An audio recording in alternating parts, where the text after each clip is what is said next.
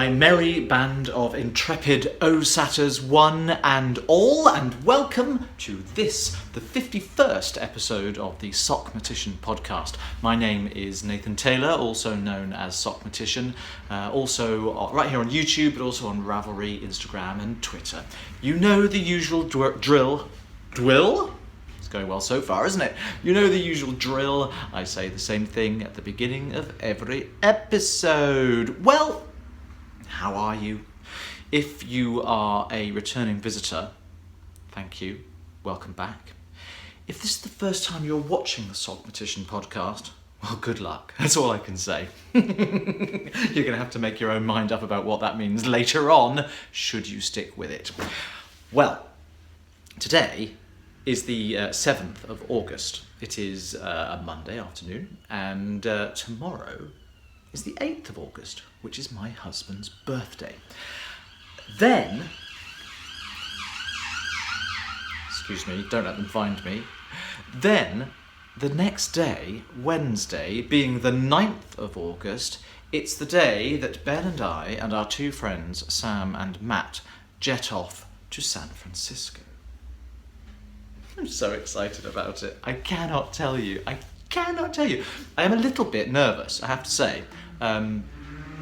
It's going to be a big trip. For those of you who don't know, the plan is that we are flying into San Fran, spending 4 nights there, then we're picking up a hire car and basically driving to New York. It's a preposterous undertaking. We have 2 weeks to get from coast to coast, and then we've got 4 nights in New York before flying home. Now, I know most people go from east to west. Now, we've decided very specifically to go from west to east because we figured when you're fresh and when you're excited at the beginning of a holiday, a really long flight doesn't seem like such an arduous prospect, but when you're tired and when you've had 2 weeks cooped up in a car driving 3,000 miles, whatever it is, the idea of an 11-hour flight rather than a 7-hour flight just was beyond the pale. So we decided we'd take the shorter trip home. It's very exciting. Now, obviously, I've been to New York many times. We're going to Philadelphia as well. I've been there too. We're starting off in San Francisco, which I have been to. Many of you will remember that that's where Ben and I went on our honeymoon. However, I've not seen anything in the middle, between the two coasts, and we're going to get to see so much of it. So our route is going from San Fran into Yosemite. I forget the order, I'm going to get this a bit wrong, but we're doing Monument Valley, Death Valley, the Grand Canyon, driving through Las Vegas, although not stopping there. We're going to Santa Fe, we're going to Amarillo and Tulsa, through Oklahoma City, to a place called Makanda in southern Illinois. I think it's near the border with Kentucky, which is where the point of greatest totality in the Great American Eclipse is taking place. It just gets better and better. We've planned the whole trip around the eclipse. That was the whole point of us going now. And then from there we're going to Nashville, and we will be meeting up with my very good friend Dan. Dan and I and Ben all worked together. We all met on the same show. We did Taboo, the Boy George musical, many years ago. 15 years ago, in fact. Dan is now one of the Blue Man group, and he is a Blue Man in Nashville.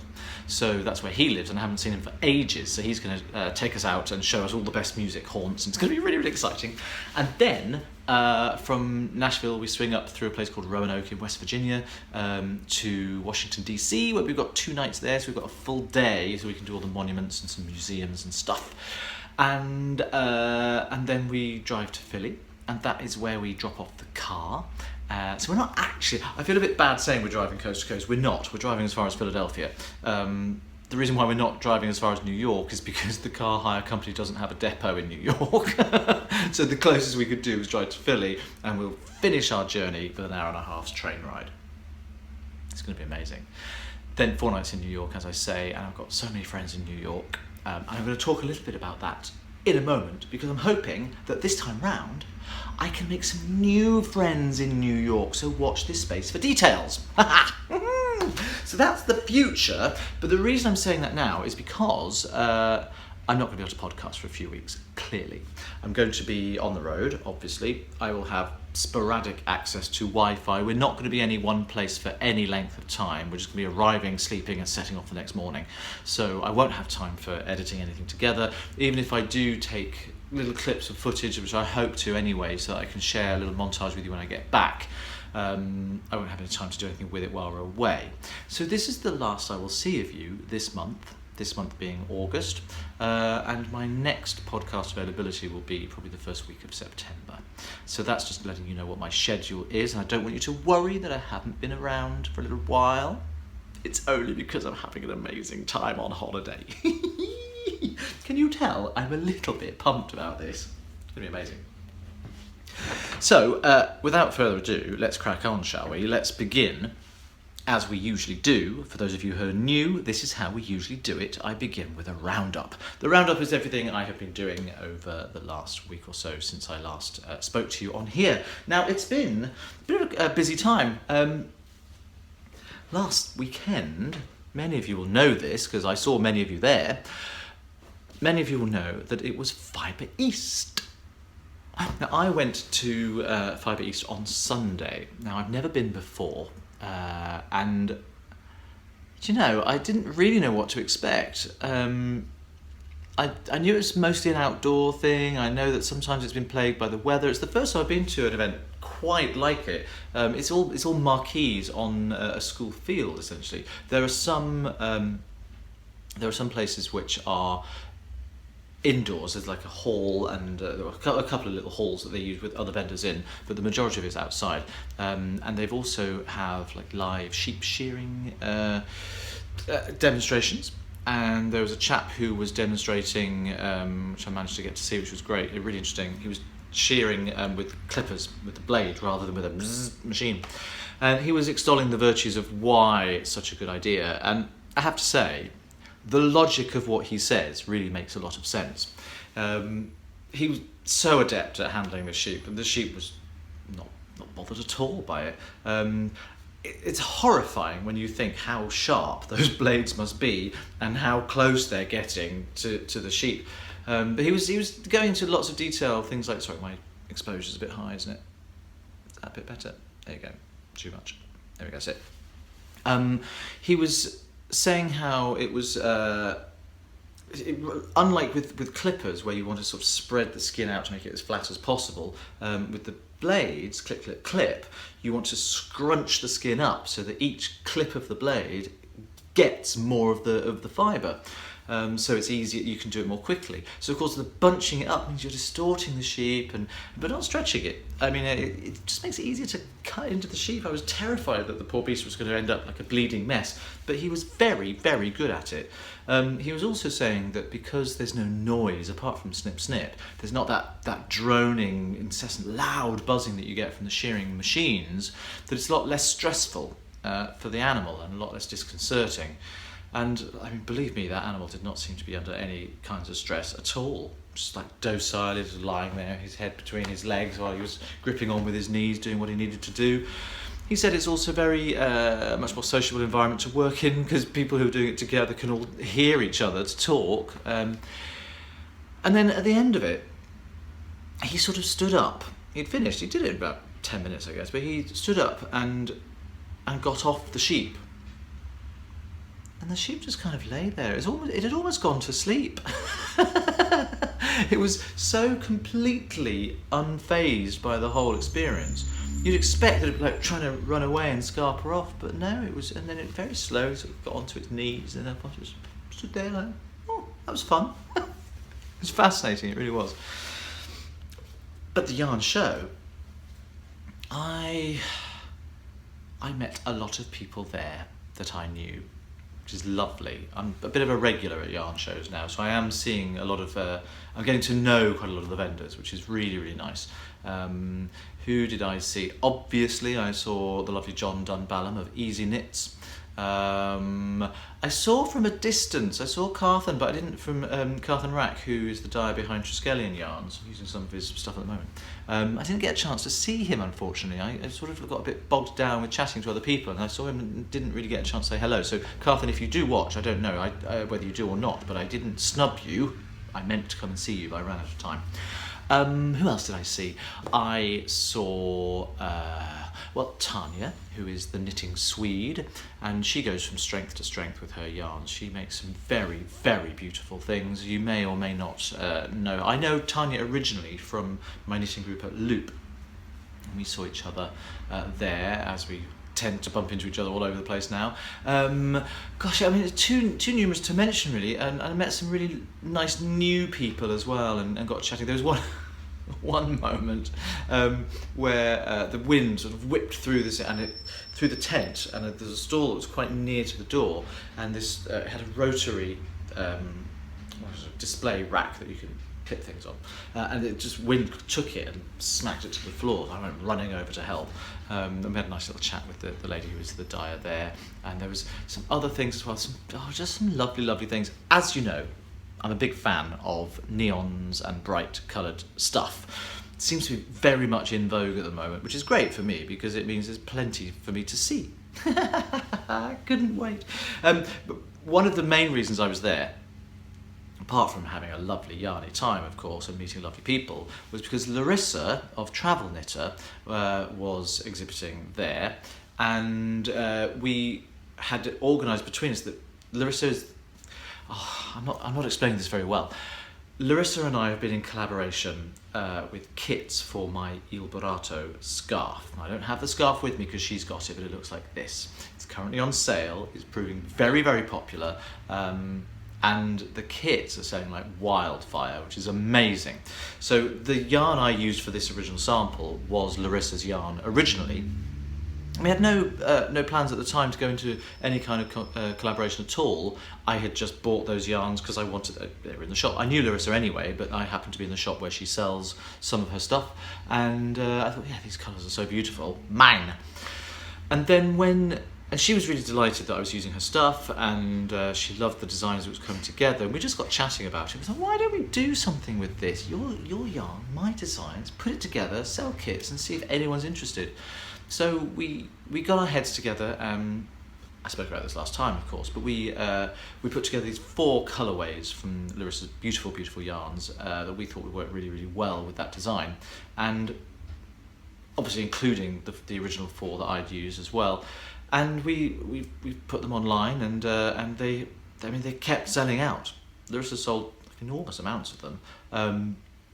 At one point, she emailed me saying, "I sort of love you and sort of hate you at the moment." We'd said, the day I launched the pattern, we said, well, do you know what? Even if it doesn't sell, even if the kits sell maybe 1 or 2 copies, then it's been really nice to work together on something and have this collaboration. It's made us get to know each other a little bit better than we did already. We've been friends for a few years actually, but hadn't really spent a great deal of time together. And it was just so lovely to have that out of it, if nothing else. Well, light fuse, back off, and watch the fireworks, because I think Larissa's got her hands full dyeing enough yarn over the next few weeks to keep up with the orders, which is brilliant. If you are interested and you do wish to purchase any more, then head over to travelknitter.etsy.com. I think there are still a couple that she's got left. I keep sort of topping her up with more codes that we can add to it. How long they will be available for, I don't know. I suspect she'll be glad to see the back of them before too long. First world problems, you know. Oh, high success. There are worse problems to have.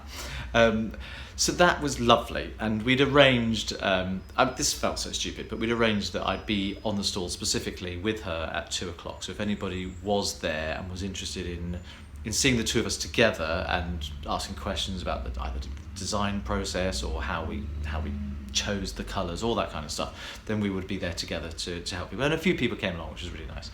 Apparently, Larissa was telling me that the day before, a lady from Bath had been there and was very disappointed to hear that I was coming up the next day, and even contemplated driving back. I don't think she did. I'm sure I'd have known about it if she did. But if you're watching this, whoever you are, what a lovely, lovely, lovely thing to suggest. And hello. Maybe next time we'll get to see each other properly.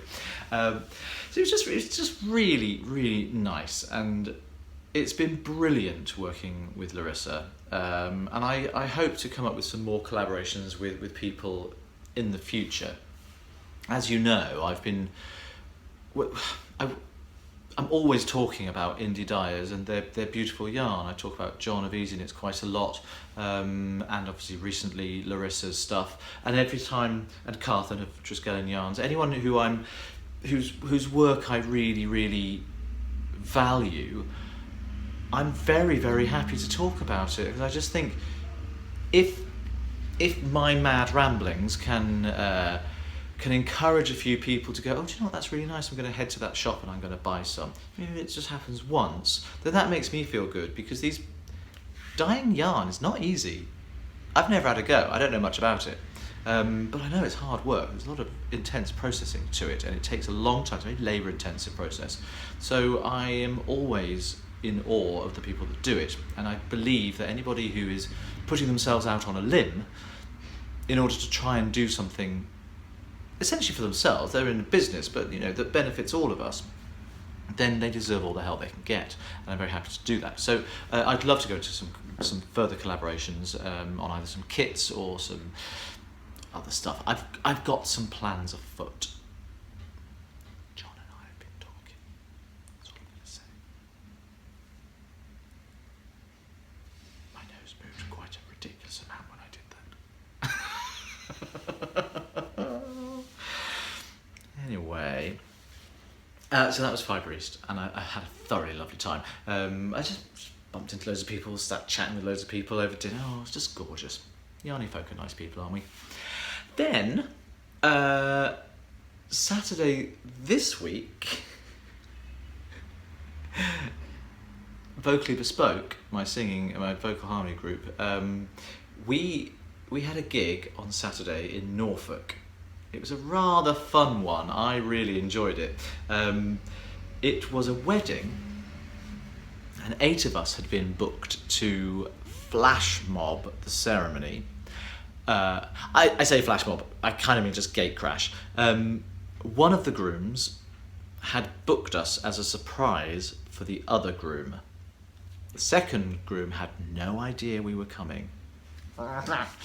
And when he knew that the first groom's brother was going to be playing the guitar at the top of the ceremony.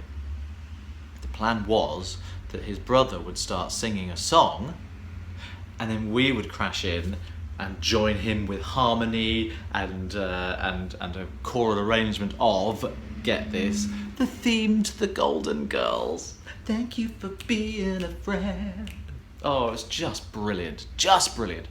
So anyway, I'll backtrack. We drove up to Bedfordshire, which is where we usually do our rehearsals, because we come from all over the place, and we sang through all the material that we were going to be doing. Because it wasn't just, we did 3 songs in the ceremony itself, and then later on in the drinks reception we had another 20-minute set, and we needed to go through it. Some of it was new to us. Obviously the Golden Girls theme's one we'd not done before, and the grooms had another request as well.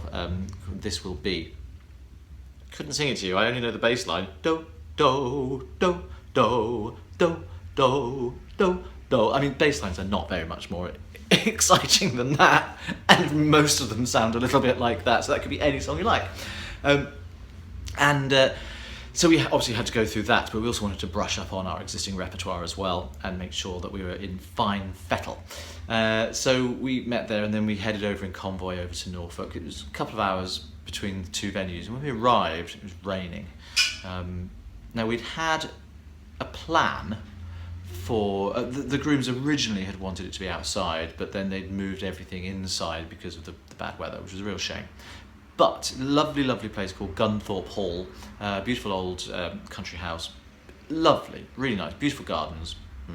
But inside, gorgeous. And we were going to be, the ceremony itself was going to take place on this sort of curved staircase that went around 2 corners of the wall. They were going to stand on the crook of the staircase and get married there, and all the guests would be standing below, sort of looking up to them while it was happening, and we'd be able to sort of pop in from different doors into this hallway and join and work our way up to the grooms to sing to them. It was going to be really nice. It was getting to about 3:30. The ceremony was due to start at 4 o'clock.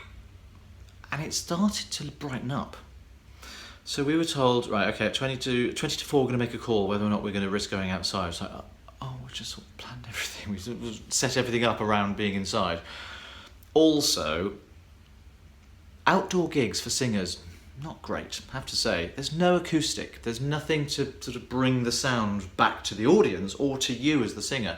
And it can be really, really tricky to sing outside because you just sing and your voice just disappears. And you really need to be able to hear everything and monitor everything.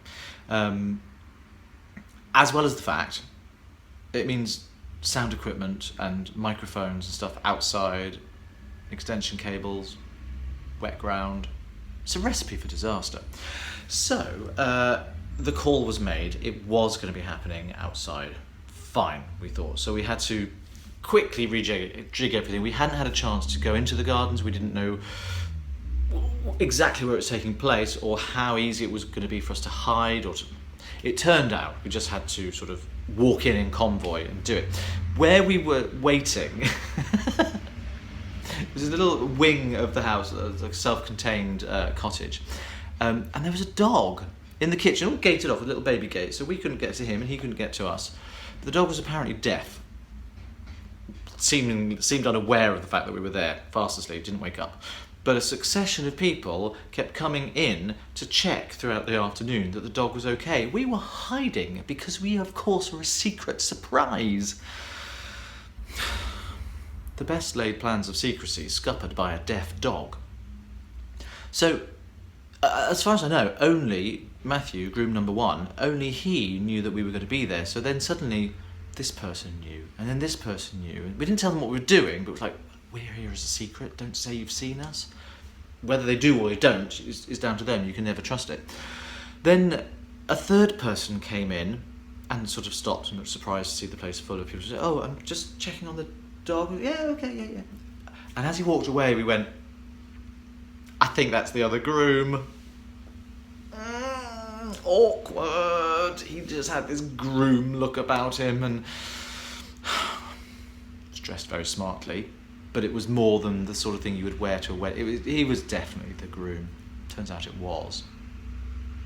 So we thought, oh well, we'll sing, it'll be nice. So we went out and we sort of joined, just as they were starting, the groom's brother, Matthew's brother, started playing the guitar and we sort of trooped around. And you could see definitely the same person who'd come in and surprised us with the dog was looking at us, looking a bit confused, and then we all started singing. And he realised what was going on. And his reaction was so heartwarming. He was absolutely overwhelmed. He was giggling and sort of holding on to his husband-to-be's hands and sort of looking up at him in bewilderment and then looking at us and just absolutely loving it. It was really, really lovely. And of course we then got to sit and watch while two people in love got married, which is... it's always lovely, isn't it? It's just thrilling to be part of somebody's special day and hopefully help to make it that a little bit more special.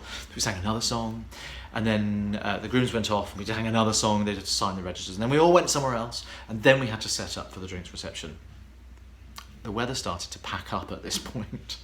It was taking forever to get everything sorted out. They were doing photos, it was fine, but we were setting up all the sound equipment. I can be most helpful in situations like that by staying out of the way. I tend not to get involved. It's not laziness. It's for the expediency of the setup process. I know nothing about this kind of stuff. I would waste everyone's time going, where does this bit go? Does it go in? Where do I put, how does this go? Why bother? When there are people there who know how to do it, it's their job. I let them get on with it. It's for the best. So by the time we were ready to go, all the guests were back. We hadn't done a sound check yet, and they're all back because we looked like we were about to do something, which we were, but it was just going to be a sound check, making sure all the mic levels were good. So basically, the mic check was our first song. We were like, well, we just have to go for it. They're all watching.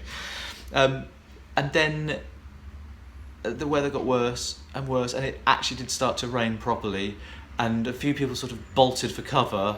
And we were thinking, well, let's hope that nothing's going to fuse and explode. But the grooms and a few die-hard people stayed and danced. And our last number is a 1980s medley, some really fun songs. We start with What a Feeling in Flashdance, and then it goes into Whitney's Wanna Dance with Somebody, then it goes into Let's Hear It for the Boy, Madonna's Material Girl, and then finishes with Lionel Richie's All Night Long. And it's great fun, and they were the right crowd. The grooms were probably a little bit older than me, so would absolutely have been teenagers, early 20s when the 80s was in full swing. It's the right choice. It was absolutely their era. They loved it, and they would boogie and get drenched, getting wetter and wetter as they were doing it. And I spoke to the two grooms afterwards, and they came over and gave a big hug, and I told them, congratulations, and said, my advice to people getting married is always try and remember at certain points about the day just to stop and take a little mental picture, a little snapshot, because it will all go by in such a blur. And the groom said, he said, I think dancing in the rain to an 80s medley will definitely be one of those moments. I love doing weddings, can you tell? Anyway, let's move on. That kind of brings us up to date. That was Saturday. Yesterday, nothing much going on. To be honest, there's been some knitting happening this week. I've got some stuff to show you, which is great stuff, but some of it I still can't, and some of it's still the design knitting. So I'm trying to balance the two to make sure I've always got content for you guys as well, but make sure I match my deadlines, which is really, really important. Otherwise I don't eat. So I'm going to jump straight into the community section, and we're going to head to podcast questions, because there's quite a few, I think, this week. So Paper Woolen Glue, whose name is Kate from Brisbane, all the way down south, says, thank you very much. She says, thank you for one of the most varied, entertaining podcasts around. You're more than welcome. I crochet, haven't picked up knitting needles for donkey's years, but enjoy you so much. Well, I hope, I've never really thought about that, because I know that there are a lot of knitters who crochet as well, who will obviously find worth in the knitting content that I put out. But I've never really thought about whether or not there's an appeal to people who don't knit but only crochet. So I'm glad to know that you like it. Sorry that it's not more pertinent to your own interest. A question for Grammarant. What is your take on best regards in business letters and this new fad of I am so excited for? My skin crawls at both. I know language has to morph, or we'd all be rattling around swapping Shakespearean insults, but please someone make it stop. Now, I'm excited for, I don't like. I'm excited about something. I'm excited about lots of things. I'm never excited for something. I can be excited for someone else, like on their behalf. That I don't mind at all, because that's perfectly correct. I'm really excited for you, but I'm not excited for going to America. I'm excited about going to America. That is wrong. However, Kate, I'm going to respectfully disagree with you on best regards. I have no problem with it whatsoever. I think you can send your regards. You can send many different types of regards. You can send fond regards. You can send kind regards. And if there are degrees of regards, then there must be a superlative as well. So best regards are just the best ones you can send. To me, that makes perfect sense. So I don't have a problem with that. I'd be interested to know why it makes your skin crawl. What is it about that particular phrase, and what do you think it should be, and why do you think it should not be that? Go back to the thread if you don't mind, Kate. I'd be interested to know your thoughts, and we can discuss this further. She says, if you have room for a second question, well, why not? Any advice for someone who occasionally looks at knitting and wonders if she should try again, but cringes at how long it takes to finish items and horrible memories of botched, dropped stitches? Well, my advice is just do it. See if you like it again. You might not, in which case you'll know, but you might, and you might be missing out. So I think just go for something fairly simple. If you're worried, dropped stitches, do people really... I think dropped stitches is probably the thing that non-knitters think that happens to us all the time. I hardly ever drop a stitch. It's not like one just falls off the needle. If it does, you just pop it back on. Sometimes it is true, instead of going into the stitch, you might go between the stitches if you're not careful. So you wrap the yarn around nothing and pull it through nothing and then slip it off the stitch. I can understand that. It's kind of rare. I make all sorts of other mistakes, don't get me wrong. So I don't think you need to worry about that kind of thing. As I say, it's kind of rare. Just go for it. Just enjoy it. As for how long things take, knit some chunky stuff. Knit some lace. Lace has got holes in it. Crochet's made of holes. That's why it grows so quickly. Yeah. Moving on. Lorena, who we'll be talking about later on, Miss Rena from Ravelry, says, what is on the card on the left-hand side of your mantle when looking at it? It is red and white. Oh, I can see it now. And while I'm sure it has something else on the front, from a distance, it kind of looks like a bra. Do you mean this one? Let me get it for you.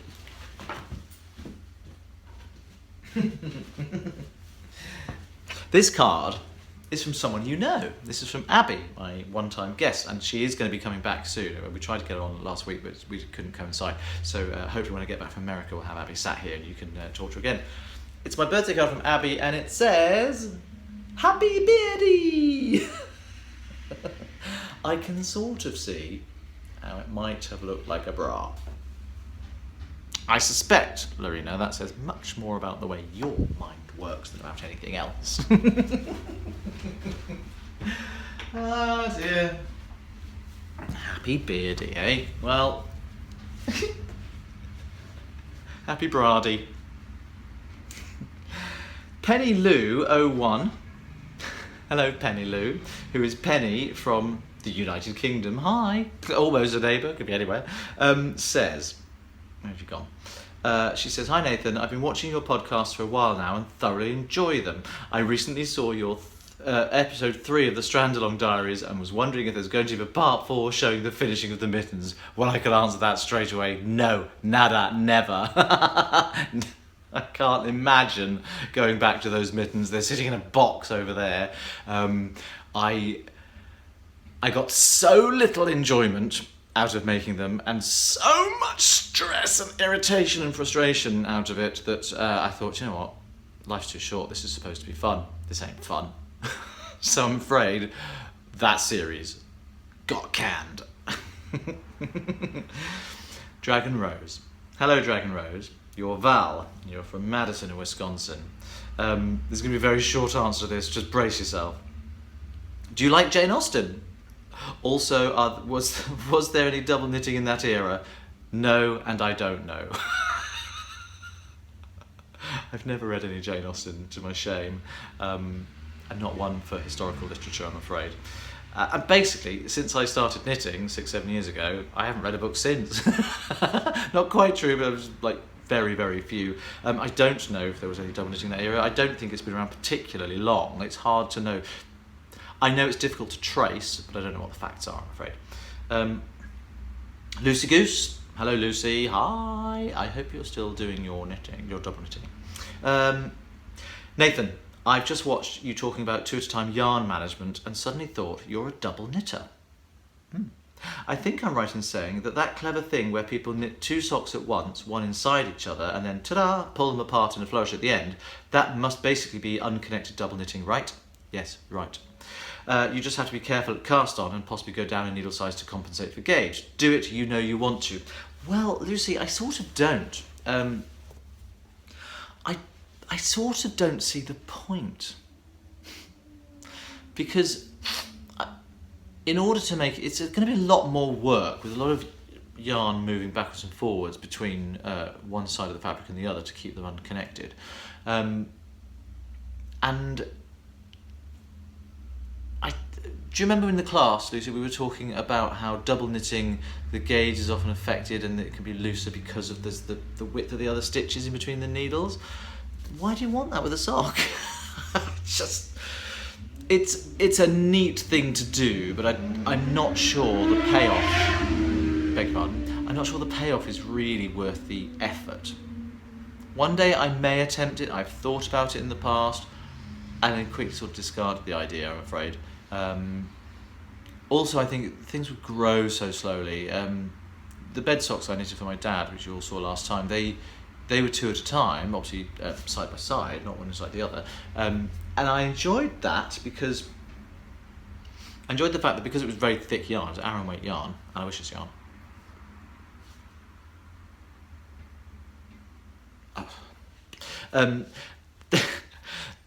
They grew really quickly. I think with proper sock weight yarn, it's just too slow for me. I like to see a sock progress quite quickly. And the extra effort would just put me off. It'd be slow going. Just knit your socks. Then we've got Murphy Doodle, who's Martha. Hello, Martha. We get to ask you all kinds of questions. I haven't prepared for this. I'm just reading as I go. Are there any questions you would ask us? Anything you're curious about your followers? Do you know what? I'm not going to answer that now. I'm going to give that some thought. I'm going to come back to that one if I may. Not this episode. Don't hold your breath. Don't write in. Mrs. Comet Hunter.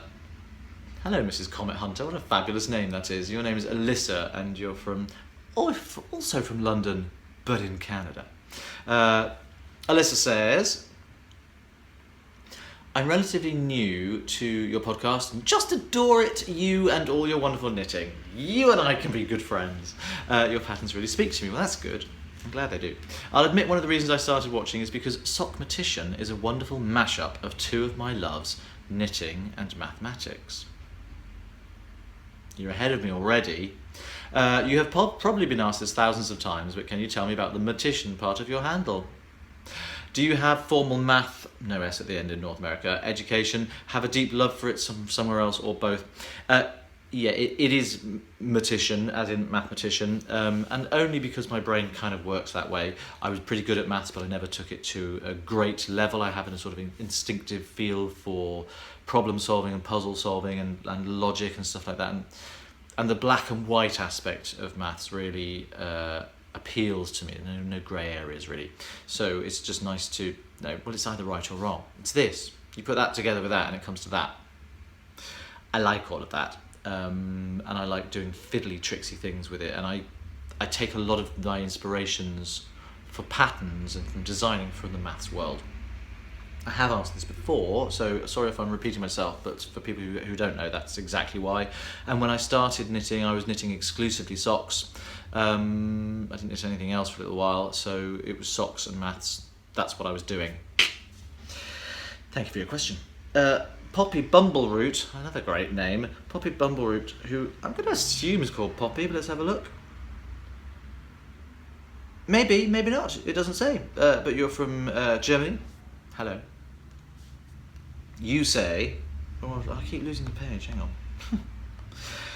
Hi Nathan, thanks so much for your podcast. It really is a joy to watch and listen to you. Well, thank you very much. Very kind of you to say so. In the last episode, you talked about a recipe pattern for striped socks you are working on. Since I'm a toe-up knitter, I was wondering if your suggestions in the pattern will work for toe-up as well, or if you plan on making a toe-up version available. Thanks again for your podcast and your patterns. My first double knitting project will definitely be one of your patterns. You should! I mean, you should start double knitting regardless of whether you use my pattern or not.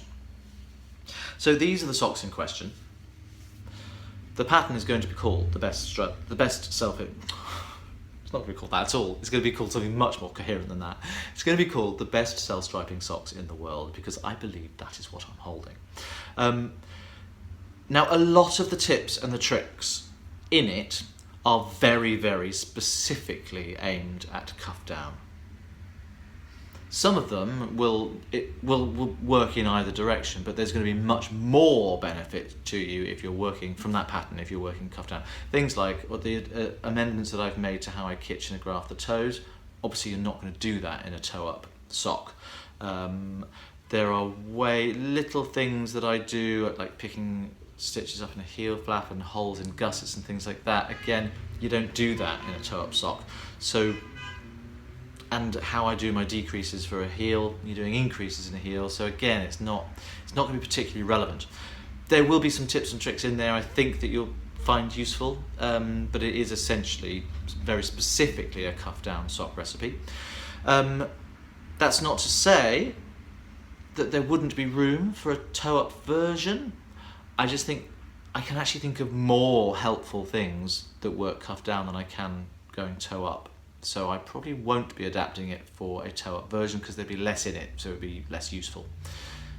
Sorry about that. However, as a toe-up knitter, once you get your hands on the recipe for the best self-striping socks in the world, maybe that'll convince you to convert to cuff down. You never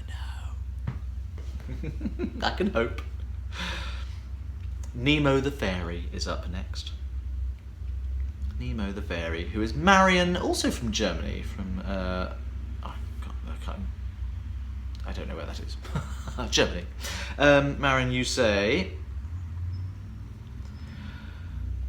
"Hi Nathan, I'm just catching up on your latest episodes. Since I moved a week ago and enjoy a way better internet connection, I'm now able to watch you in high def, for which I can only apologise. Although I was always looking at your name garland hanging from the mantle," yes, here, "only now can I make out that they're Scrabble tiles. Is there a story behind that you'd like to share?" No story, I'm afraid. It was a gift from Ben's brother and his boyfriend Sasha. It's a gift of that many lights, and it comes with adhesive letters that you for the whole alphabet, and you can stick on whatever you like. And when I counted the things we had exactly the right number for, you see it, for Nathan space Ben. It just worked. Sorry, it's not more entertaining than that. And since you seem to be teaching more and more classes that are sadly geographically out of my reach, well, for now, I was wondering if there are any classes you might want to take. You seem mostly self-taught as a knitter, pretty much. But is there something you would like to learn in a group rather than from a video or book? That's very interesting. I can't really think of anything that I would be desperate to go into a class for. I am interested in various other things. A little bit of weaving interests me. And I think that's possibly the kind of thing that I would go to a class for, because there's a lot of equipment, big heavy equipment for weaving, and it's unlikely that I would end up having some of that at home before I'd worked out whether or not it's something I enjoyed enough to want to make the investment. So probably weaving. I'd quite like to go to some crochet classes as well, because I do enjoy crochet, but my crochet is limited. I don't really have time. This is the thing. I've got a handicraft. I knit. It fills up every single waking moment of my day. When my hands are not busy, they're knitting. When I'm busy doing something else, they're always busy knitting. I don't have time for anything else, and yet I'm just about to start something new. Got some equipment. Arrived today. Had to pay a customs charge. Not going to share it today. Gonna wait till I've done something with it. Need something to show you. Maybe when I get back from the States, I'll be able to show you my new handicraft. I'm very excited about it. Can't wait. So no, not really. Maybe a bit weaving. I don't know. I haven't got time. There we are. I hope that answers your question satisfactorily. And that's it. So thank you very much for everyone who has posted your questions in the podcast questions thread. It's there on the group on Ravelry. If you haven't done so already and there's something you want to ask me, then feel free.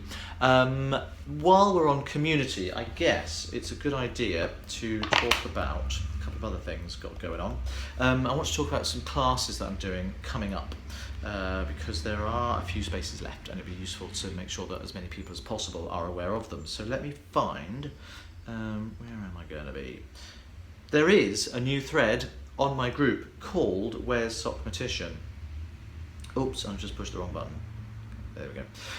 And it's got lists of details of where I'm going to be and websites and stuff that you can go. Some of them are obviously already sold out, so there's no point doing that. But I am on Saturday, the 2nd of September, which is not long after I get back from the US trip, I'm going to be teaching at Pearlescence HQ, which is in Leckhampstead near Newbury in Berkshire. Now, I saw Sarah at Fibre East. Hello, Sarah. And I met Jonathan as well, so hello. And we've got 2 classes on the 2nd of September. One is 10 till 1, and that one's sold out. You can't come to that, I'm afraid. That's the beginners double knitting, my class called Demystifying Double Knitting, which is the one I tend to teach most of the time.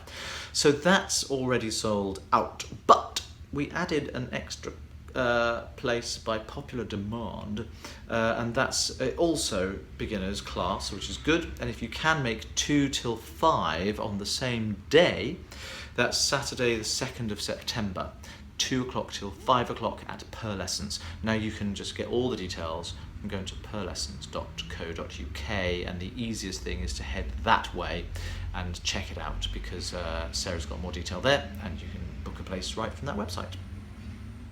Go do it, enjoy, see you there. The other thing, obviously I'm teaching at the Perth Festival of Yarn. I think there are still places available, so if you're happening to go to the Perth Festival of Yarn, I will be there on Saturday the 9th of September and Sunday the 10th of September. September's really, really busy for me teaching wise. So Saturday the 9th and Sunday the 10th I'll be at the Perth Festival of Yarn. That's in Perth in Scotland, of course.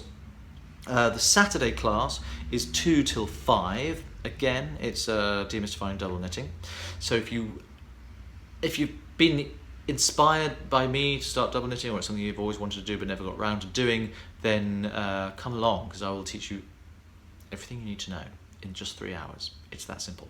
And the Sunday class a little bit later. It's 2:30 to 5:30, and you can book your places at perthfestivalofyarn.uk. Not .co.uk, that's not a typo, it is absolutely .uk, that's it. Then, the weekend after that, I'll be at a knitting retreat in the Atlantic Knitscape retreat in the Republic of Ireland. I've never been to Republic of Ireland before, I'm very excited about that! Booked up, can't come. Then I shall be teaching at Craft Days in Saffron Walden. Now there are 3 dates I'm doing this throughout September, October and November, so I may as well give you those all now. On Sunday the 24th of September I shall be doing my beginners DK class there, 1 till 4 o'clock. It's 1 o'clock till 4 o'clock in Saffron Walden itself. The shop's called Craft Days, the website is craft-days.co.uk. On Saturday the 7th of October I will be back there again doing the same class, 1 till 4 again. And on Saturday the 4th of November I'm going to be doing my advanced double knitting class, which is called Shaping, the Future of Double Knitting. So if you have already knit some scarves and things and you want to take your double knitting prowess to the next level, then the advanced class covers loads of different types of increases, 2 different types of yarn overs, millions of different types of decreases, both 2 pairs into 1 and 3 pairs into 1, leaning left, leaning right, centering them, German short rows in double knitting. It's a full-on class. This is for people with a bit of experience in double knitting. It's labour intensive and it's big brain work, so I'm not trying to put you off, I'm trying to excite you, but come with your brains switched on to that one. So there's places available on all of those, I believe. Sunday the 24th, Sunday the 24th of September, beginners, 1 till 4. Saturday the 7th of October, again beginners, again 1 till 4. And then Saturday the 4th of November, the advanced class, 1:30 till 4:30. That's all at craft-days.co.uk. And then I'm teaching at Nottingham Yarn Expo, which is going to be very, very exciting.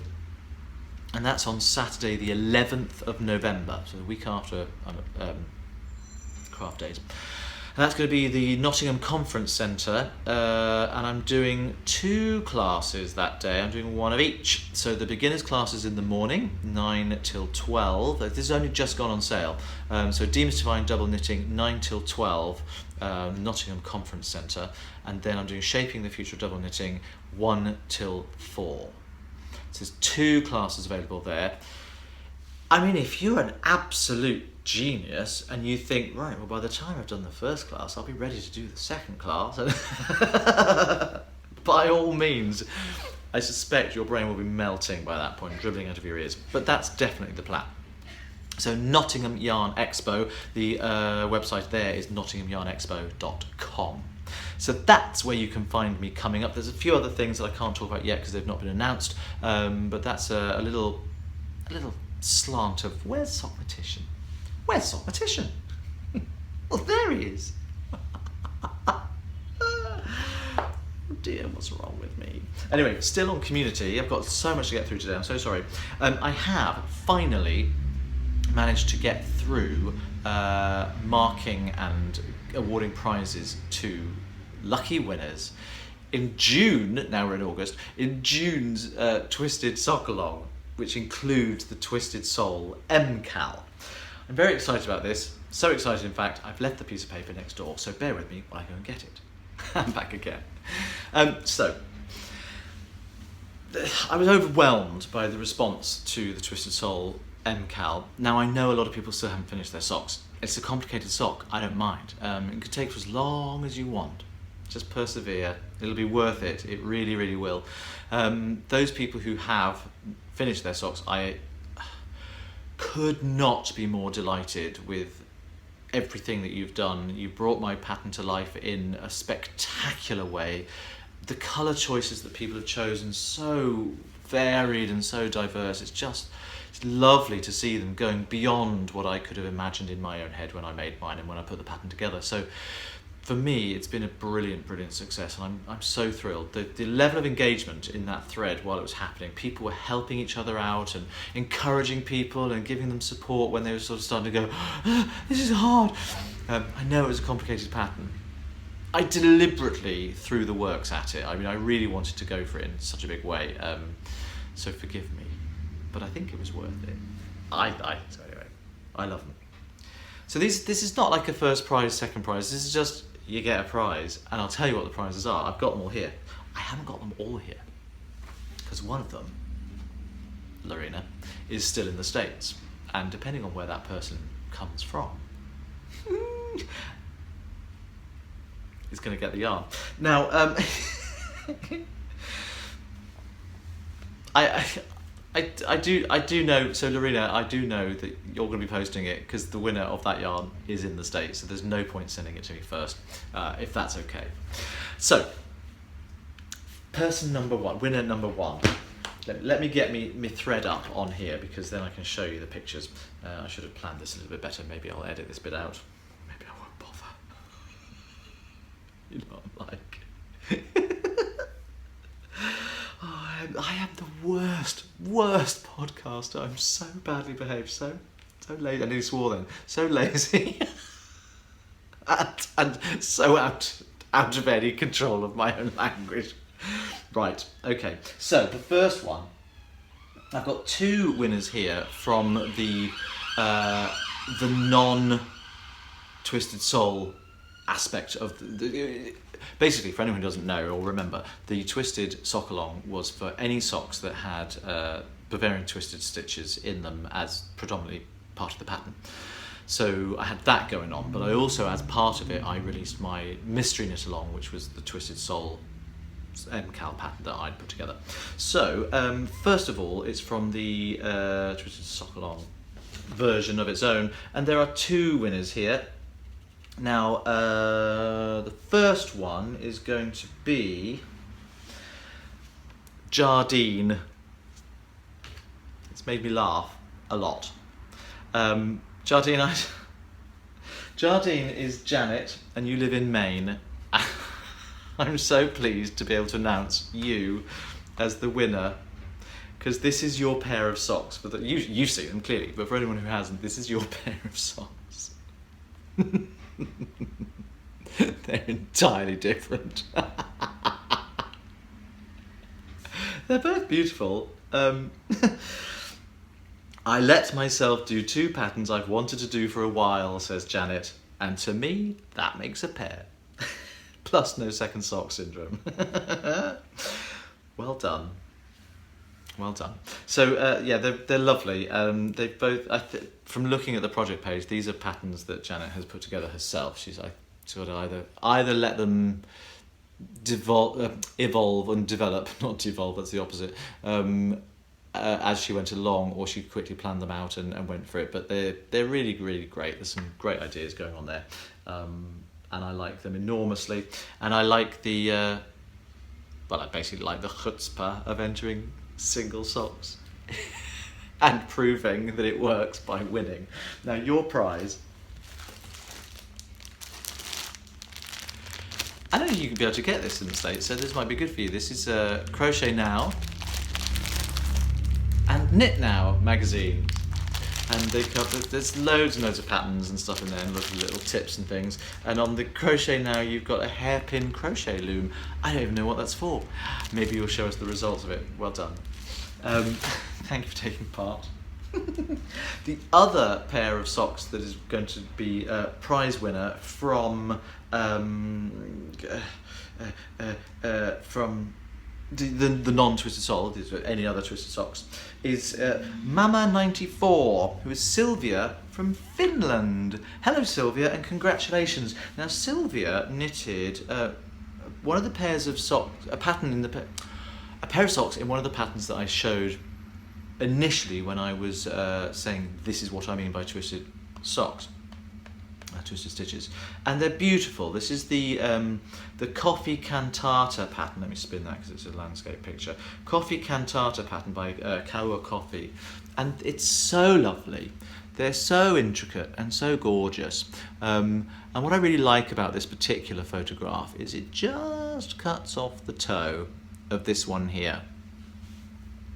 Nothing unusual about that, you might think to yourself. A lot of people just crop off a toe. Then in another photograph, you can see why. Sadly, Sylvia ran out of yarn just before finishing the second sock and wanted to finish within the time limit, so decided to knit a contrasting toe on it. I don't know whether you're planning to keep it like that, or maybe you're planning to take back the other toe and knit that one green as well, make them match, or whether you like them just as they are. I have to say, I like them just as they are. I have a pair of socks that I did exactly the same to, my gilt sock pattern, and it was for a design pattern, so when I was photographing them, you'll notice there's some very, very strategic placing of certain objects, so it hides one of the toes on one of the socks. Exactly the same. I know where you're coming from. So well done, Sylvia. And you, which is yours? It's here somewhere. Oh, here it is. I'm going to be sending you this colour wheel ball of yarn from Sirdar. So it's really soft. And it's acrylic, but it's really soft. And it's got a free scarf pattern in it. That's coming your way. They're nice colours, aren't they? Matching your toe. Lovely. I've got to remember who I've said what's going to what, because I haven't written it down yet. I know what's going on in my head. I'll remember it next time. Now, the next four, I've got four more winners. The next four winners are all from the Twisted Soul MKAL. Do you know what? It's really interesting looking through the finished objects thread for the Twisted Soul socks. Head over there. It's astonishing to notice how many people chose grey and another colour. It's really, really interesting, and it works so lovely. Grey just really goes with a pop of colour, doesn't it? And people chose quite dark greys or mid greys, light greys. There's a whole range, and so many different colours with none of the socks look the same. No two pairs are alike. But they're just really, really nice. So I've got two UK winners, one USA winner, and one German winner. Now, the German one, the German winner is going to be my very good friend, Marcia, who's Marcia Viola on here. Now, I'm very, very happy to be able to send you this prize, Marcia. Where is it? Twisted Soul, Sock Along. There we are. The reason why Marcia is going to be getting this prize is because she knits like lightning and was the first person to finish her Twisted Soul socks. She chose a fantastic combination of green and purple. It's rich dark purple to go with the bright lime green. And this was posted in the thread on Thursday, June the 15th. 2 weeks. That's all it took. 2 weeks. I was astonished. Clue 3 had literally only just come out that day. I mean, she's like, zip, done. I was astonished at the speed they went. Many people finished their socks before I actually got around to finishing mine. I'd been a bit poorly at the time, if you remember. So I hadn't hardly done anything. But Marcia, well done. Your prize is... It's going to be the other Sirdar yarn, which is the 3 balls of Sublime in the Willow colourway, and this is the chain plied yarn. It's really bouncy, and this is like 95% wool and 6% nylon, 94% merino wool. Sorry about that. I got my percentages wrong, and a large pair of needles to go with it. It's the right size needles recommended for the yarn. So Marcia, I don't know what you're planning to do with it. Whatever it is, yarn this size, it'll probably take you about 4 minutes to complete. Do let me know what you decide to do with it. The next one is Rach Ball. Hello, Rachel. Now, I did show you Marcia's socks. Now, Rachel's socks are, which ones are they? Hang on. Here they are. Now, something about the colours on these ones just spoke to me. There's this beautiful sort of gun slate grey and this vibrant sort of tonal corally peachy loveliness, and I love the stitch definition that Rachel was able to get on the twisted stitches there. They look fab, they really, really do. So that has won you. I hope you like this prize. I hope this isn't a weird prize. A pair of socks knitted by me. These are the ones that won't fit me very well, but I'm hoping they'll fit a lady with smaller feet better than they fit me. The yarn is so lovely. I really, really love this yarn. I love working with it. It's the Socks That Rock, I think. Yeah. Really, really lovely. And these are the ones that I put if you remember, where I put the gusset increases, because I work these toe up, the gusset increases on the top of the foot there. So they're a little bit unusual, and there's no point me trying to wear them because it's just going to cut in. However, I hope, Rachel, tell me that you like these, tell me that you can wear them, tell me that you'll wear them with pride and comfort and coziness. That's all I want. That's all I want to know. So these socks are going to be winging their way to you. And finally, we have the recipient of Lorena's lovely, lovely mint chalk chip hand-dyed yarn, which is so beautiful. Really, really nice. So it looks like this, if I can find a picture, put it there. Now, I know this goes against the rules of the MKAL, of the knit along. I don't care. It's my podcast, it was my pattern, my MKAL, my rules. I know it was going to be finishing on, I can't remember. Did I go through July? Oh, I really can't remember. Whatever date it was supposed to finish on, I then extended it, and then I even extended that again because I left it open. Now, this is one of the last ones that got posted. Missed the date. However, I don't care about that. Lost the page. Let me just find it again. Because, a very good reason why I want to showcase these socks. Now, can't find the next page. No. Oh, here they are. So, the lucky winner of these socks is Sam I Am NYC. Well done, Sam. Really well done. He says on July 28th, Well, the thread still seems to be open, so I'm posting my socks. And I left it open because I just want people to be able to post their socks. So the competition is over now. It's officially over. I don't mind the fact that you were late. I'm so proud of you for doing it. Fair warning, I've only been knitting since December 2016, so that's 7 months by that point. And this was my very first pair of socks. What was I thinking? I know what you were thinking, and I love you for it. I think what you were thinking, Sam, is that it's a sock. How hard can it be? Just jump right in.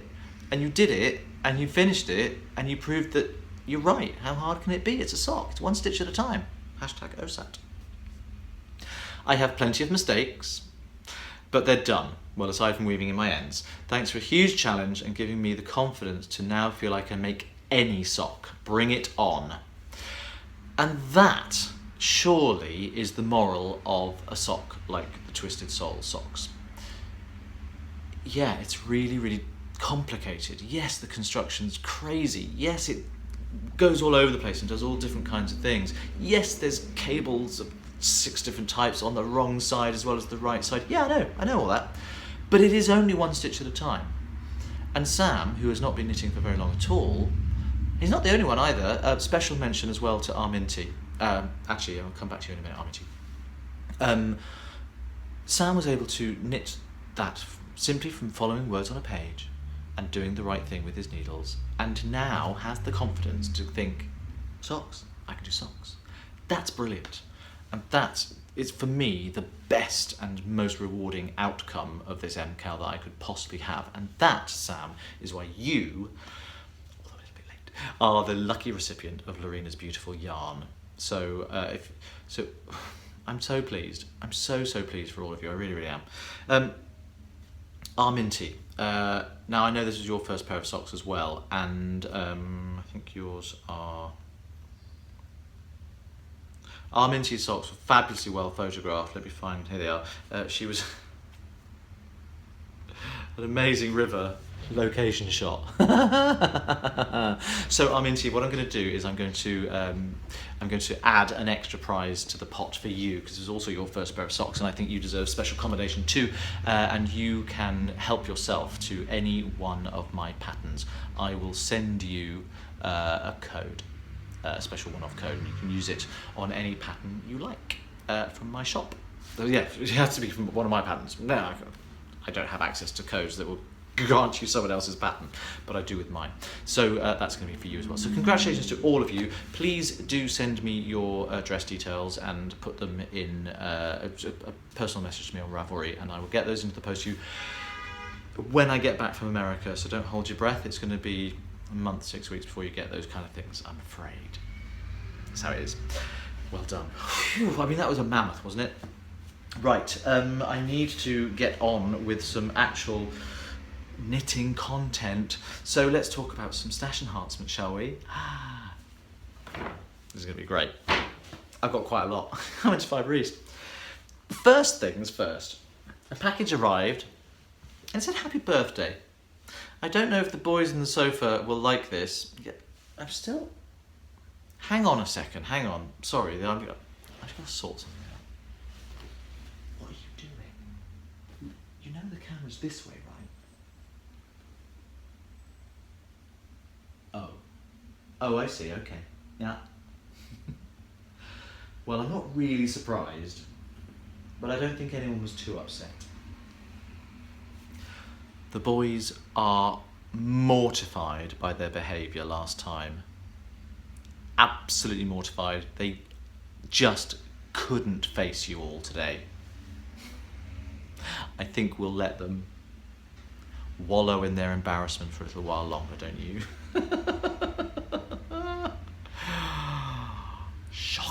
Shocking behaviour it was. Shocking! If you don't know what I'm talking about, go back to the last episode.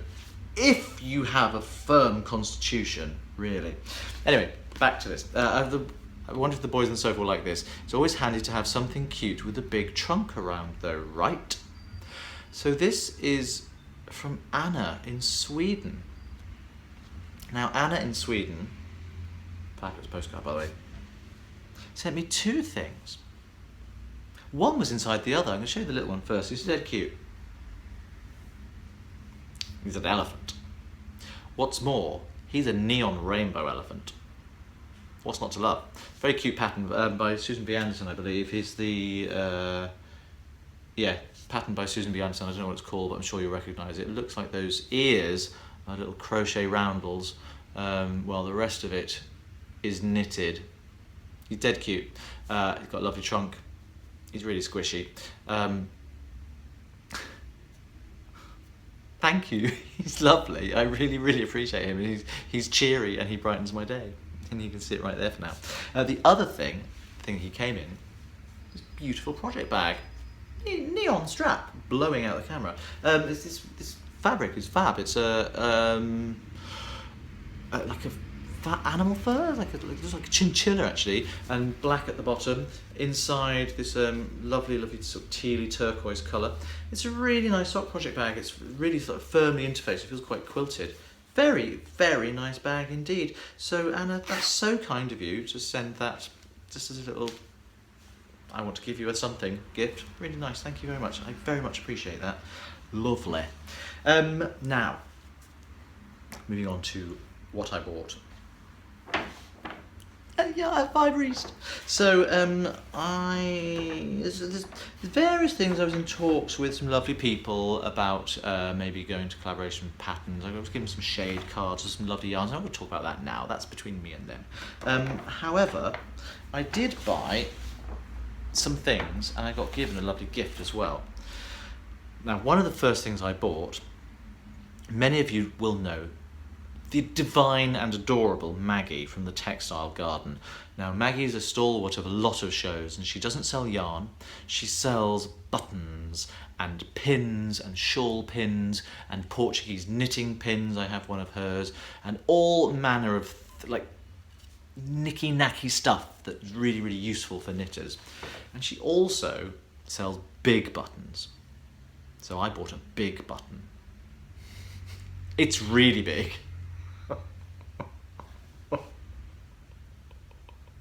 Apparently some people buy them to use as coasters, which I think is great. I'm not going to do that. My plan is to cross sew some lovely yarn through there, like you would if it was sewing on a button, and stick a pin on the back.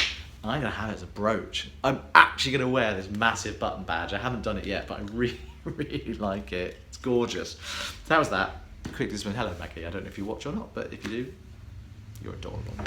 And then I went over to this. I'd seen this on my travels through this stall, and some lovely stuff there. And this base is gorgeous. This is a company called Cat and Sparrow, and this is their Oh So Fine sock base. It's a 55% superwash BFL and 45% silk. What's not to love? 100 grams, approximately 400 meters, so standard fare there. And this is the colorway Sapphire and Steel. Well, this, I kind of lost it over this. It's beautiful. It's greys and blues and some sort of browny colors in there, but all very natural. It's just, and the sheen on it, I mean, you can really see how it's reflecting the light. It's absolutely beautiful. Yeah, this is their Cat and Sparrow. So if you ever come across Cat and Sparrow, pick some of this up. It's so soft. I mean, the silk content. It's really interesting. It doesn't feel like a merino silk blend at all. That BFL doing its job is giving it an extra bit of bounce, a little bit of solidity to it, while still being really smooth and soft. And it's just lovely. It's really, really gorgeous. I can't wait to see how that will knit up. It shouldn't be socks. I mean, it really shouldn't. It mustn't be socks. It's too nice for socks. Maybe a hat. Maybe a little shawlette. The silk. Beautiful. Really love that. And then I spent a good block of time talking to one of the most wonderful people. Joy, the knitting goddess. You are a goddess indeed. Many of you will know Joy's work. The Knitting Goddess is a stalwart of the UK indie dyeing scene, and she very much works only with British blends and British wools, and really extols the virtues of homegrown product. This is amazing. And I have been looking at a lot of her things online and sort of drooling over them. Two things particularly caught my eye, and she and I were talking about one of them because one of them was right there on the table. And it's this. This is the Almost a Rainbow colourway. You know I have a thing for rainbows, right? You know. And I was looking at it thinking, I wonder why she's called it Almost a Rainbow. I should say it's 75% superwash BFL and 25% nylon. Probably one of my favourite sock bases right now. The wool is sourced from UK flocks and is processed and spun in Yorkshire. And this is 395 metres per skein, so a tiny bit shorter than, but I mean not appreciably any different. Almost a Rainbow. Now, so it's not the bright cheery colours. There's a darkness to these, and I love that.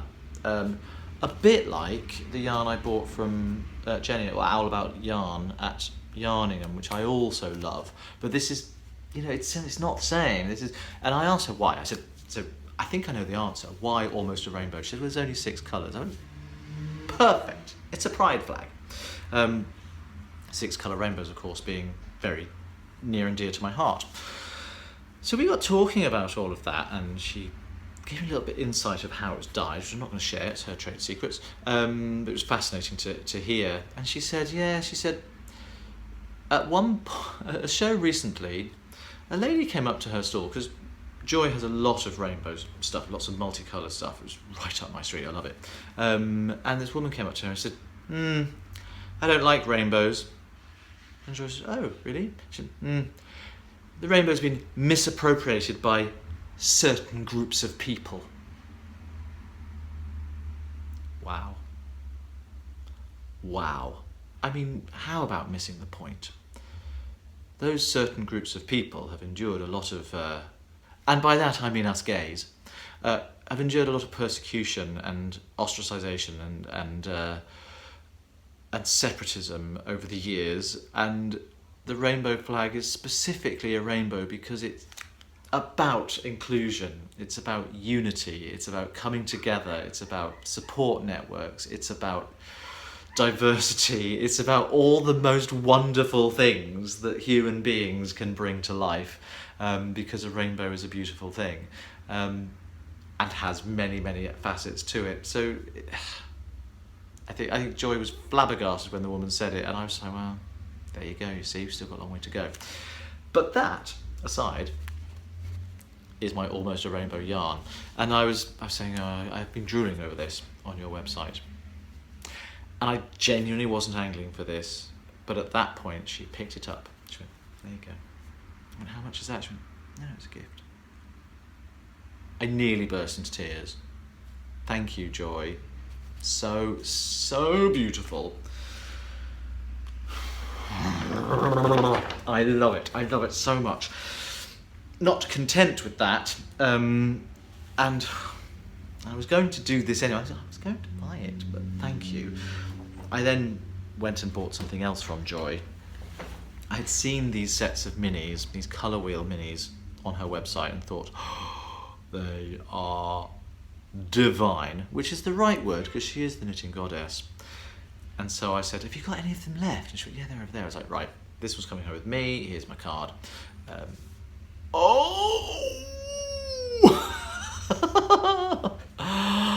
I mean, look at that. I just love it. There's 12 mini skeins in this.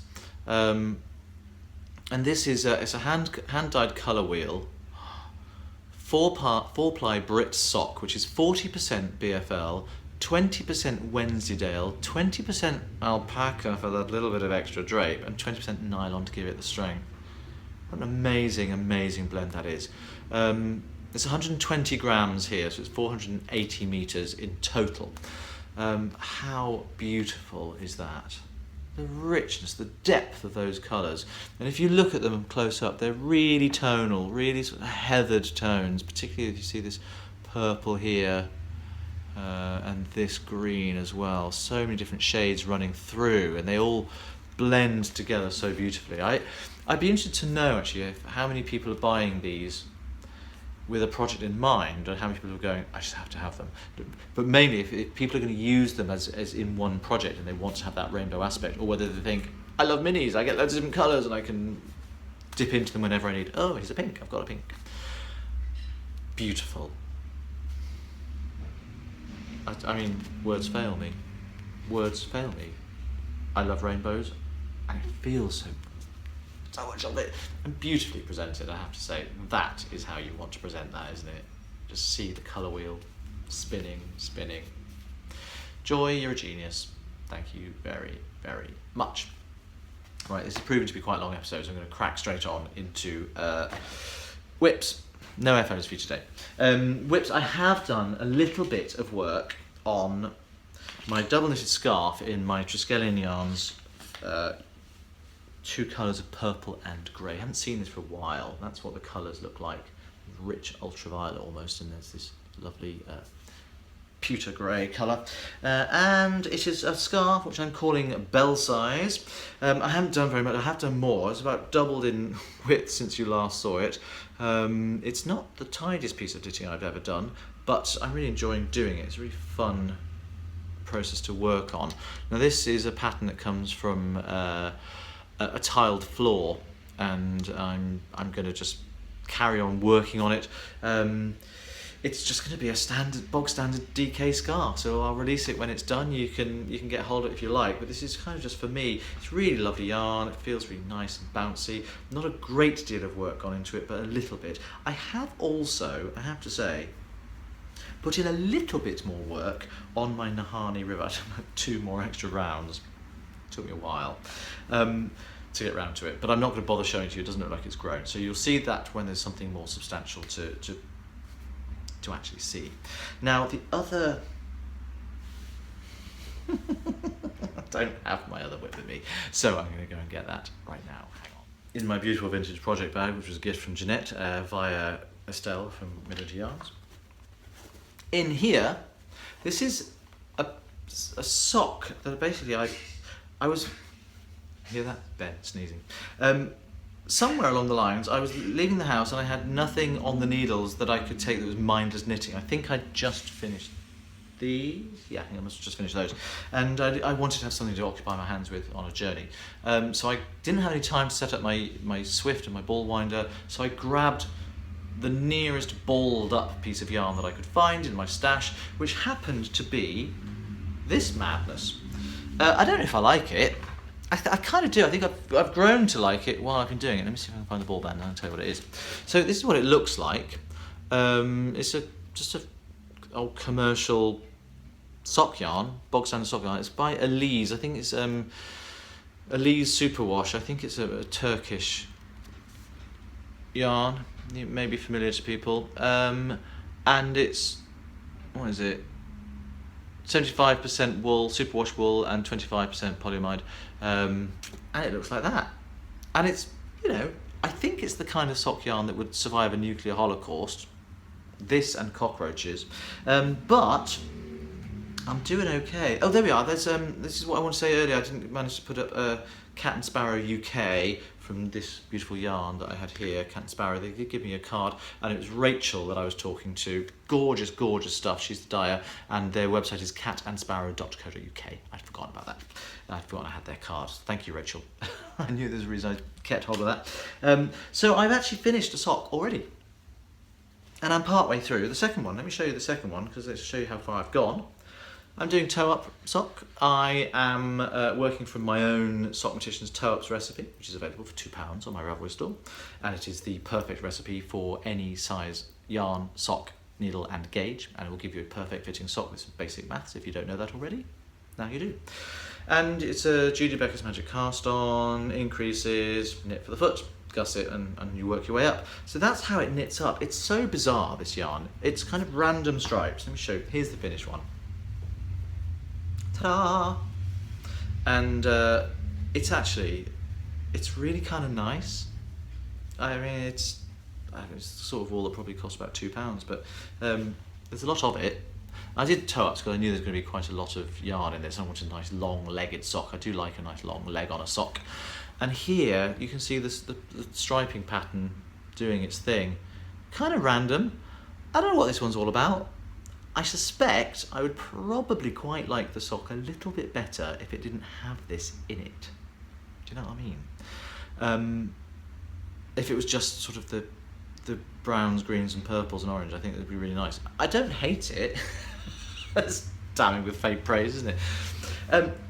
This sock, I have to say, for all its random colour striping, I'm going to put it on for you, is an exceptionally well-fitting sock.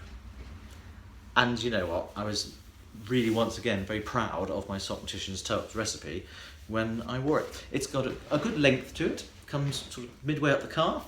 It fits really, really well around the heel and on the toe. Very, very comfortable. It's a nice bouncy yarn as well. It's got some good sort of boing to it. It's really, really lovely. And I have to say, it's made a really nice sock. I wouldn't necessarily have chosen this as a colourway. I think it's really fun and it's really comfy and it's been a fun piece of mindless knitting when I've been out and about. I really love it. The interesting thing about this sock is that I have knitted it on a 2.5mm needle. Now that's not a needle size that I usually use at all. I'm usually on 2.25 and often on a 2. So this is a bit thicker, and it's only because I didn't happen to have any spare of the size I would normally use, because it was all in use for other things, design stuff I can't show you. And I thought, well, okay, it's quite fine yarn, it won't make any difference. It made a lot of difference. I cast on 72 stitches, got to the end of the toe and went, that's going to be massive. Sort of put it on my toe and pinched the spare off the side and sort of counted how many stitches there were. There were about 8 stitches in that bit of spare. So I thought, can this really be a 64 stitch sock? Really? Yeah. So it's flown off the needles. Now I know why women are able to knit socks quite so quickly. If you're doing an extra 8 stitches per round, that extra time really, really adds up. So a 64 stitch sock on a 2.5 needle. And I don't think it's particularly loose gauge. I don't think it comes across like it's going to be too loose to last. Just grew really quickly. Loved it. Really enjoyed the working of it. Flying off the needles. That striping thing is always fun. And then the one thing I don't really like about toe-up socks, I enjoy the process. The one thing I don't like is the cast off. I'm never very happy with the cast off. Now it looks fine on, doesn't it? It looks absolutely fine. That's the 3rd attempt. What I normally do, particularly for a toe-up sock, is I don't just do the standard bind off, knit 2, pass 1 over, knit 1, pass over, knit 1, pass over. I don't do that. It's just absolutely rigid. I knit 2, pass them back and SSK with caveats. But that's essentially what it is I do. And I was leaving it quite loose because I was doing, it's a cast off, you leave it loose. Now that particular type of cast on adds a load more stretch to it, more than I'd anticipated for this particular sock. And when I put it on, it fitted, but it was it wasn't gaping really, but it was a bit slack. Whereas there's a good bit of elasticity here, there wasn't with that first one. And I thought, when that wears, when it gets washed a couple of times, it's going to be really baggy and those socks are just never going to hold themselves up. So I unpicked it. And then I thought, well, I'll just do a standard pass it over, cast on, and then leave that one nice and loose. And I put it on, it was actually cutting in. It was fine if I wore the sock sort of here, but I really wanted to be able to pull the sock up or wear it down, you know. I mean, it's quite nice to have a bit of ruffle on a sock, isn't it? But I want to be able to do both. And here it's just sort of like digging into my calf a little bit. Sorry, I ripped it back. So I went back to doing the first one, but I didn't do the whole I'll leave it loose thing that we would normally do with casting off. I just sort of used my normal even knitter's tension, and it's worked very well. Interestingly, I did it in pattern. So this is a 2x1 rib. So I'd gone from 64 stitches down to 63. Somewhere along the line, I'd gone down to 63 by accident. So when I thought I needed to go down again, assuming I had 64 stitches, I didn't. I don't care. It fits. No one's going to count. And so I was already there at 63, which is divisible by 3, and I was able to then just do 2x1, which is my preferred rib for a cuff. And so when you're doing that, when you knit into a knit stitch, you'll then pass the 2 stitches back and do an SSK into it. Now a lot of people, they don't pass the stitches back. What they will do is they will just stick the left needle in that way, coming towards you, so that it looks like it's going through. What you do if you do it that way is you end up with the stitches are twisted. If you want to do it properly, you really do have to pass the stitches back and then do an SSK, slip one knitwise, slip the second one knitwise. You can do it, you do that in one movement. So as you pass them back, if you go, rather than just slip them purlwise from one needle to the other, if you go in and slip them knitwise through the back loop, going the weird way round, so getting the left needle and coming around the back and slipping them that way, then that does the twist for you. Then you can go in and knit them through the back loops, and that gives you the same effect. So it's a little bit more long-winded, but you can speed it up a little bit that way. However, when you've then purled into the purl stitch of the rib, all you need to do is you pass them back and purl the 2 together. Not through the back loops or anything like that, just standard purl 2 together. And it gives you a really, really nice finish to the top of the sock. I don't know if this will pick up because it happens to be on one of the darkest colours of it, but let's see if I can get any detail showing up on there. Can you see the cast? I mean, it's so stretchy for a cast off, but in the purl ditches, there's no, the purling goes right the way up to the top, if you see what I mean. Can you see that? You can see that there is something different going across the top, but that's the cast on doing its extra line of sort of, it adds a bit of stuff and then it gives you the extra stretch, but it's really not bad at all. And that was a pretty tight cast off that I did. So it works very, very well. I have to say, for toe ups, it's probably my favourite way of doing it. I don't like the way it flares. You don't get that with a cuff down cast on sock, but you do get that with a toe up. It doesn't matter when it's on the foot, it's fine. It's a really nice sock. I do like it. And you know, this episode is called Change Gonna Come, and that's because, you know, I'm going to America and there's all sorts of things going on in the world at large, but it just felt that it was sort of time for a, I don't know, and it feels a little bit, you know, just, I don't know what happened there. That was a bit weird, wasn't it? Crikey. Anyway, where was I? I was talking about the something seems a little bit strange. Oh! I haven't seen that chin in a long time. How on earth could that possibly have happened? Well, change gonna come, ladies and gentlemen, guys and girls, and change just happened. I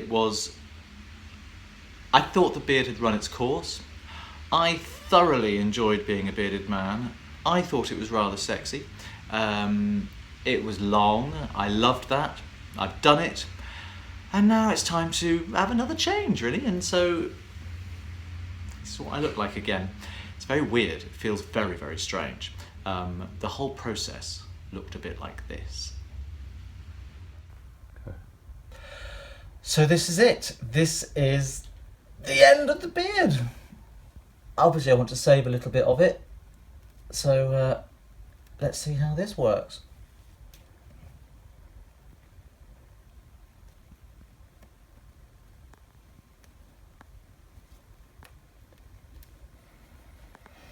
This is the moment of truth.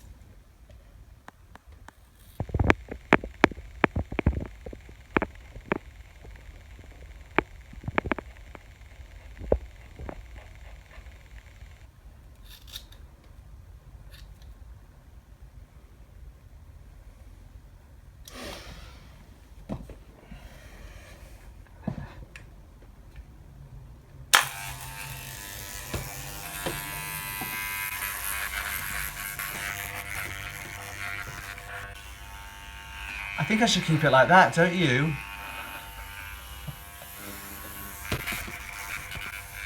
So many fabulous looks along the way. Right. Off it comes. Stage 1.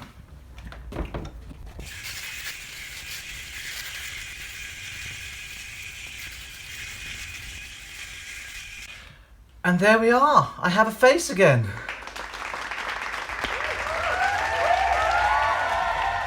So there we are.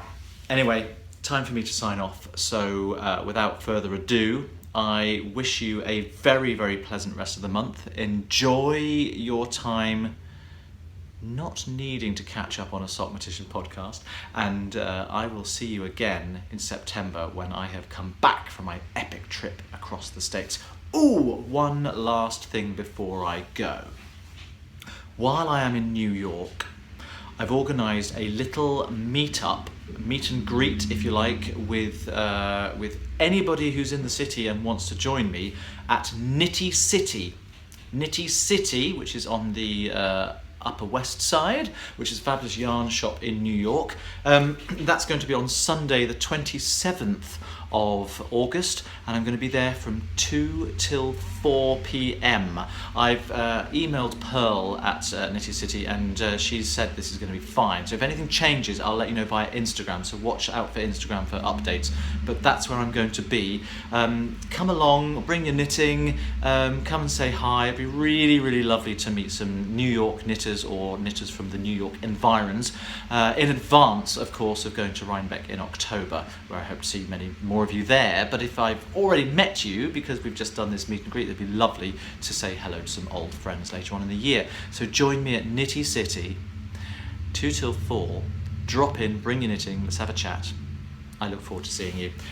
And until the next time, this podcast episode really is a finished object. So just remember, life genuinely is a work in progress. Just take it one stitch at a time.